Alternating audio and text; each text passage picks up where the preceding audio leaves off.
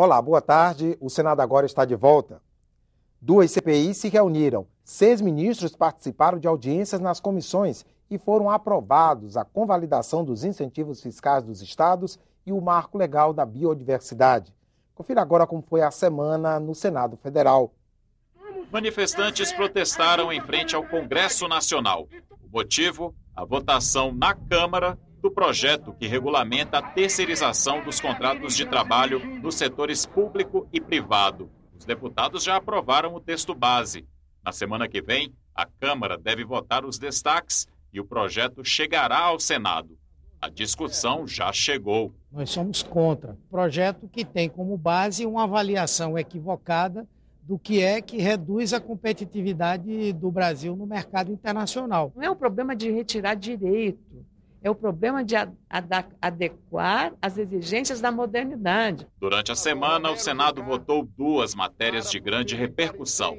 Na terça, os senadores confirmaram as reduções de ICMS concedidas a empresas por governadores sem o aval necessário do Conselho dos Secretários de Fazenda, o CONFAS.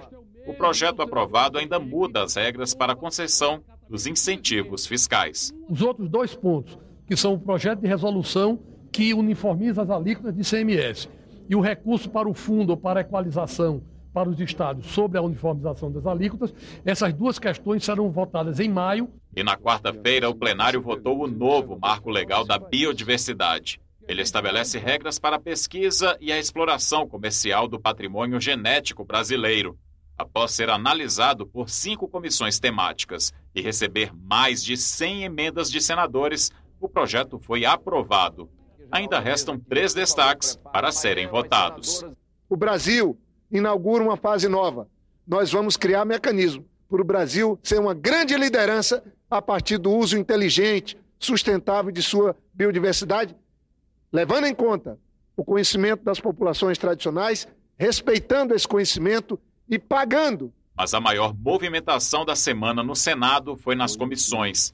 6 ministros de Estado estiveram na casa. Arthur Quioro, da Saúde, foi à Comissão de Assuntos Sociais, onde defendeu o programa Mais Médicos. Nós podemos dizer efetivamente que nós temos atendimento básico garantido à população brasileira. O ministro Aldo Rebelo veio à Comissão de Ciência e Tecnologia explicar as ações do governo para elevar o investimento em pesquisa científica no país. As plataformas do conhecimento, as isenções tributárias, o financiamento da FINEP, tudo isso é uma tentativa de ir trazendo as empresas. A Comissão de Infraestrutura ouviu o ministro de Minas e Energia, que minimizou o risco de racionamento de energia elétrica neste ano. Segundo Eduardo Braga, a capacidade dos reservatórios está aumentando. Percebam que nós estamos com níveis bem melhores do que entramos em janeiro de 2015. As medidas provisórias 664 e 665, que alteram as regras para concessão de direitos trabalhistas e previdenciários, foram amplamente discutidas nesta semana. No esforço concentrado, as comissões mistas que analisam as MPs realizaram 5 audiências públicas. Deputados e senadores ouviram técnicos, especialistas, sindicalistas e trabalhadores, além dos ministros do Planejamento e do Trabalho. Nós queremos manter a estrutura geral das medidas, que é preciso haver uma adequação nas regras de acesso ao seguro-desemprego, do abono salarial e também da Previdência. E as alterações em direitos como seguro-desemprego e pensão por morte também foram debatidas na Comissão de Assuntos Econômicos. Os ministros da Previdência e, de novo, do Trabalho explicaram que as MPs 664 e 665 têm o objetivo de corrigir distorções e combater fraudes. A proposta 665 não subtrai direitos aos trabalhadores, porque ela não retira nenhum direito consagrado na legislação. A pessoa com uma contribuição só pode ter acesso à pensão no teto. Por quê? Porque não existe regra de carência. Foi exatamente o que nós previmos na MP. Esta semana, 2 CPIs se reuniram. A das próteses, que apura denúncias de médicos que teriam recebido propinas para prescrever próteses desnecessárias, e a do HSBC, que investiga a remessa de mais de 7 bilhões de dólares para contas de brasileiros clientes do banco na Suíça. Na semana passada estivemos com o Procurador-Geral da República e ele disse que já tinha protocolizado. O embaixador francês nos informou que as autoridades francesas já receberam. E o número de comissões parlamentares de inquérito ainda deve subir. A do assassinato de jovens já foi criada, mas ainda não foi instalada. E o pedido de CPI para investigar um esquema de pagamento de propina a integrantes do Conselho Administrativo de Recursos Fiscais já tem as assinaturas suficientes e aguarda ser lido em plenário. O prejuízo já apurado já ultrapassa os 5 bilhões e 700 milhões de reais. E a estimativa é algo acima de 19 bilhões de reais. E foi assim a semana de trabalhos legislativos do Senado. Deve chegar ao Senado nos próximos dias a medida provisória 661 de 2014, aprovada nesta quinta-feira pela Câmara dos Deputados. A MP autoriza a inclusão de desconto de despesa com cartão de crédito na folha de pagamento do trabalhador. Com a mudança, quem preferir pagar a fatura mínima do cartão através de desconto salarial não terá que arcar com os juros abusivos cobrados pelas operadoras, e sim com apenas 3,5% ao mês. Outra medida do texto permite o refinanciamento parcial de dívidas dos caminhoneiros na compra de caminhões. A Comissão de Agricultura realiza audiência pública daqui a pouco, às 2 horas, na cidade de Petrolina, em Pernambuco, a 714 quilômetros da capital Recife. Os senadores vão se reunir com especialistas para debater a crise hídrica do Vale do São Francisco, que prejudica a produção agrícola da região. O repórter Aloysio Oliveira vai acompanhar a reunião e tem mais informações. Boa tarde, Aloysio. Boa tarde, André. A Comissão de Agricultura está hoje aqui em Sobradinho, às margens do Rio São Francisco, para discutir essa questão que interessa a todos os brasileiros, especialmente ao povo aqui dessa região. Com a seca, o Lago de Sobradinho está hoje com apenas 18% da sua capacidade de armazenamento. Isso é um problema não só para a geração de energia, mas também para a agricultura irrigada. É graças à irrigação que essa região produz todo ano cerca de 2 bilhões de reais em frutas. 40% de todo esse produto vai ser exportado para países da Europa, para os Estados Unidos. Essa indústria gera 240 mil empregos diretos e indiretamente emprega mais cerca de 1 milhão de pessoas. A falta de chuvas preocupa a Comissão de Agricultura do Senado, que veio para cá justamente para escutar especialistas da área e os produtores sobre o que é que o Senado pode fazer para ajudar a melhorar essa situação. A senadora Ana Amélia é a presidente da Comissão de Agricultura. Senadora, por que é tão importante a comissão se deslocar para um local como esse para ouvir as pessoas da região sobre uma questão como a seca?